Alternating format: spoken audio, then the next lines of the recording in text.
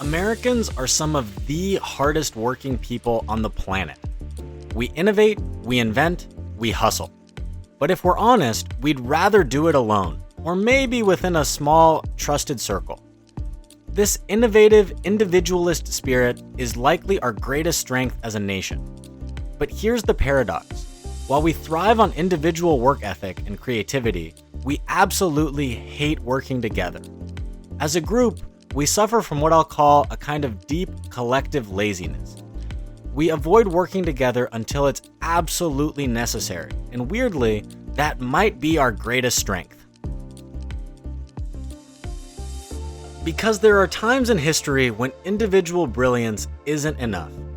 Times when a nation as a whole gets tested, and its citizens are forced to meet the moment.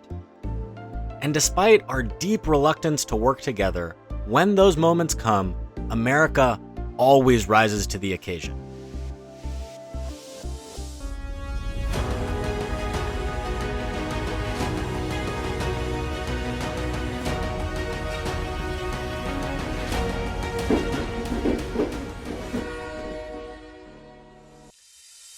Back in the late 1960s, a psychologist named Geert Hofstede compiled data from thousands of people from over 50 countries to understand the core values of each culture. His goal was to characterize differences in culture and psychology, to see what made each country tick. One metric he looked at was individualism, how much a country values individuality, individual rights, and individual achievement over collective responsibility. No surprise here, the US ranked number 1. It's kind of our thing. Our founding documents are short and sweet. They protect life, liberty, and property, and then tell you to go figure out the rest on your own. When you remove the romanticism, this is the essence of the American dream. If you work hard, you get rewarded. And generations of immigrants have come to this country chasing that exact promise. That ideology is exactly what makes the United States the most innovative and entrepreneurial country in the world. But it's not just ideology, it works. Everyone is trying to come up with the next big idea that disrupts a whole industry and makes them rich in the process. We invented the telephone, the airplane, the internet, the transistor, even Lycra, the stretchy fabric that unlocked yoga pants. Just look at Peter Yen. He was born in Taiwan, raised in New Jersey, and has a biology degree from UC Berkeley. You know what he invented? The sushi burrito hybrid. He trademarked the name Sushirito, and now he owns 14 restaurants across California. More than anywhere else in the world, in America, we value and reward innovation. If you have a great idea at the right time, you make it big. But here's where it gets tricky. With so much emphasis on individual success, we as a nation often forget to exercise our collective power. Sometimes, it feels like we forget it's even there. See, America doesn't get together and work toward a common societal goal all that often. We avoid working together at all costs, until a moment comes when we have to lock in and settle things. And it just so happens that there are two great historical examples that highlight this superpower hidden deep within the American psyche. When World War II began for America in 1941, the rest of the world had been at it for years. Japan had been on an active rampage throughout Asia since the start of the 1930s. Nazi Germany invaded Czechoslovakia in March 1939 and Poland on September 1st of that same year, which is widely considered to be the start of the war in Europe. We were happy to help our friends through the Lend-Lease program, where we provided military equipment, food, and other materials to countries we were aligned with, while expecting to be repaid after the war.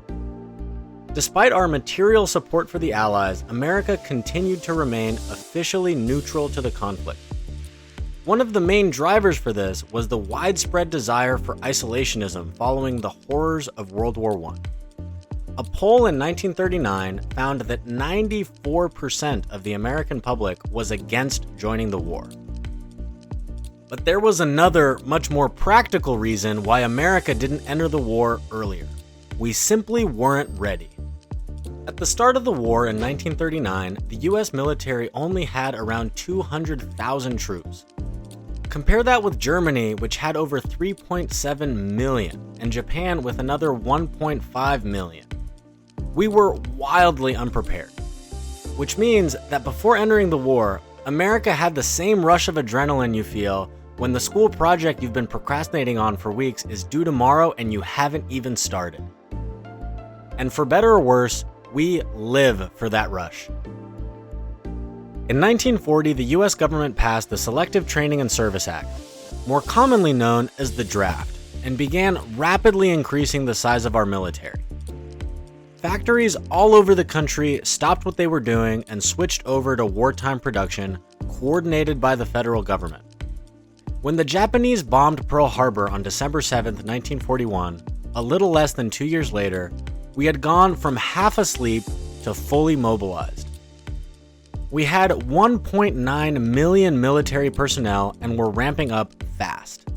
And unfortunately for the Axis powers, now we were unspeakably pissed off. For one of the few times in American history, we had united around a common goal. Kids rode around on bikes collecting scrap metal for bullets and battleships. Women flooded into the workforce to keep the military stocked. Americans of all colors, men and women alike, joined the military and fought all across Europe and Asia. We didn't start the war, and we definitely weren't ready.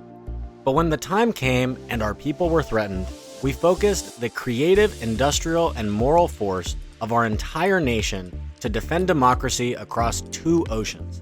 We showed the world that it should never count us out. Fast forward 2 decades to the space race. After the Second World War, there were only 2 superpowers, the United States and the Soviet Union.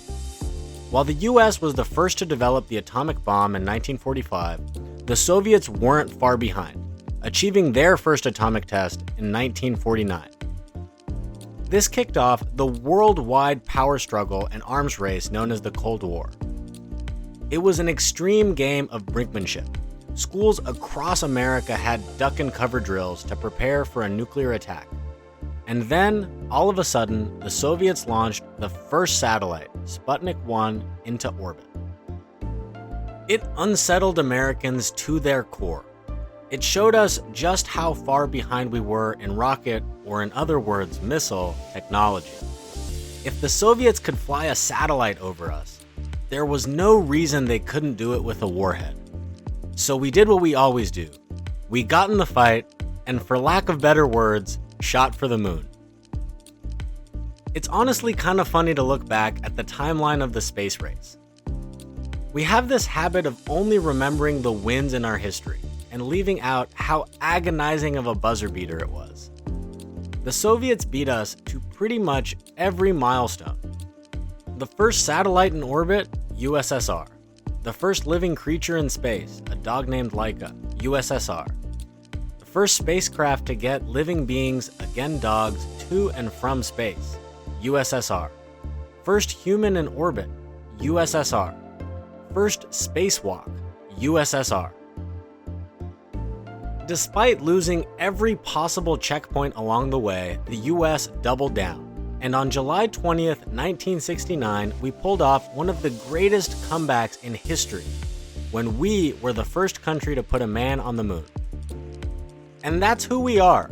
We avoided the problem and really didn't take the threat seriously until it flew across our night sky and was literally staring us in the face. And then, like we always do, we rolled up our sleeves, dusted off our sense of civic duty, and proved to the world just how much we love a comeback win. This is one of my absolute favorite things about America. Our individualism creates a uniquely innovative culture with millions of different lights, all pointing in different directions. But under that light show, there's a superpower that often lies dormant. In other countries, collectivism is more ingrained, either by nature or by force. As a result, they often suffer from more groupthink, are less innovative, and less ambitious. What makes America exceptional is that working together isn't necessarily in our nature. It is the emergency power we rarely use. But when the time comes and we all need to point our light in the same direction, nothing can outshine us.